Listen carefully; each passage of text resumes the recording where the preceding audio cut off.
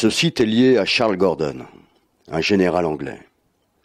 En 1883, assis sur une terrasse près de la porte de Damas, il remarqua le rocher en forme de crâne, Golgotha, comme l'indiquent les évangiles. Une annonce dans le Times a permis de récolter des fonds pour conserver ce lieu. La tombe, quant à elle, avait été découverte en 1867, par hasard, au cours des fouilles réalisées par Conrad Schick. En 1970, Kathleen Kenyon data la tombe comme étant du 1er siècle.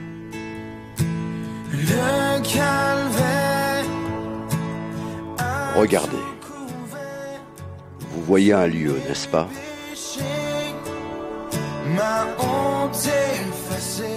Moi, je vois une histoire, une réalité biblique. Car les fleurs se fanent, les plantes meurent, les murs s'usent, les montagnes s'effritent. C'est quoi le plus important? L'endroit où a été plantée la croix, ou que Jésus soit mort dessus?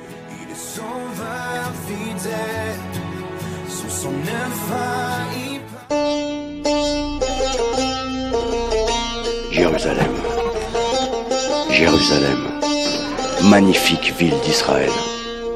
Tu es pour nous chrétiens le centre du monde, le commencement de notre foi, notre héritage.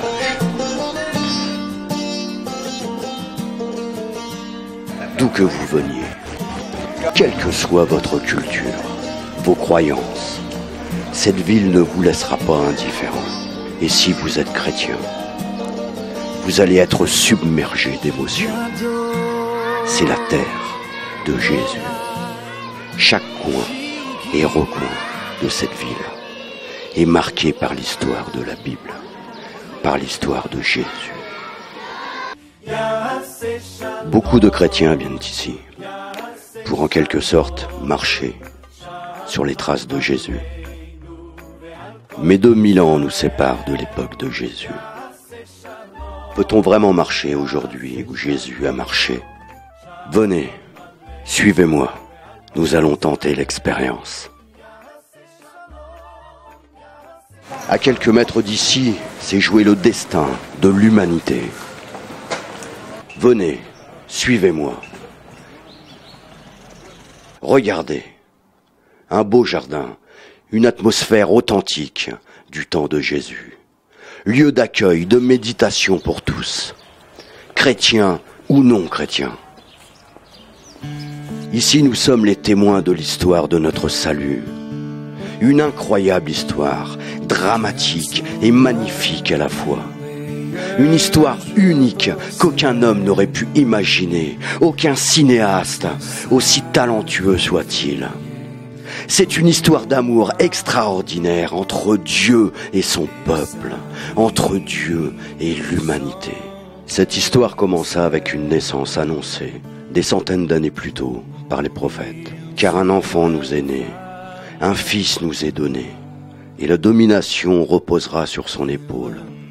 On l'appellera admirable, conseiller, Dieu puissant, Père éternel, Prince de la paix. Imaginez un instant que vous êtes il y a environ 2000 ans. C'est à ce moment que Jésus va vivre l'inimaginable, l'inacceptable. Il va être cloué au bois. Le Fils de l'homme, le Fils de Dieu va mourir à la croix, au vu de tous, innocent, exempté de péché.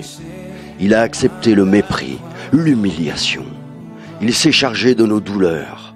Il a été blessé à cause de nos transgressions, brisé à cause de nos fautes, puni à notre place pour notre salut. Mais l'histoire ne s'arrête pas là. Non, l'histoire ne s'arrête pas là.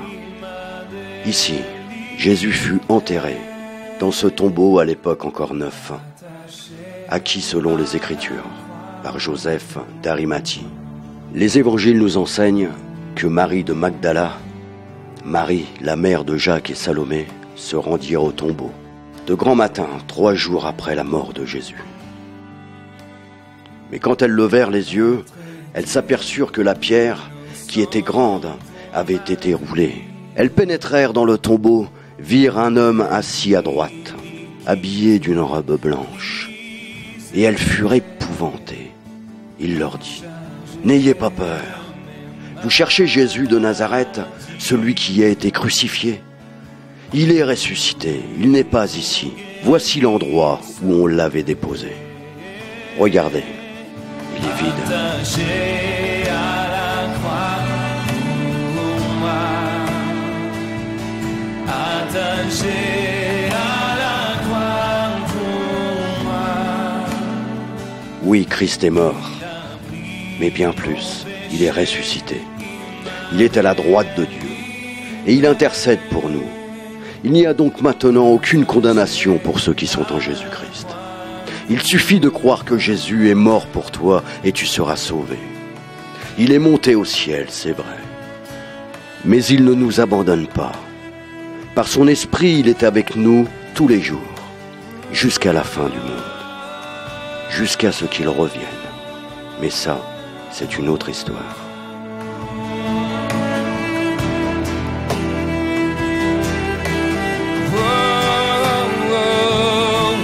Attaché à la croix pour moi.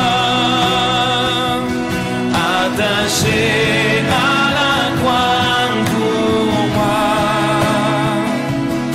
Il a pris mon péché, il m'a délivré.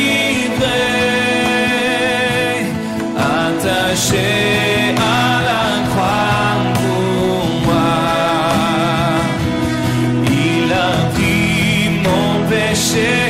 Il m'a délivré,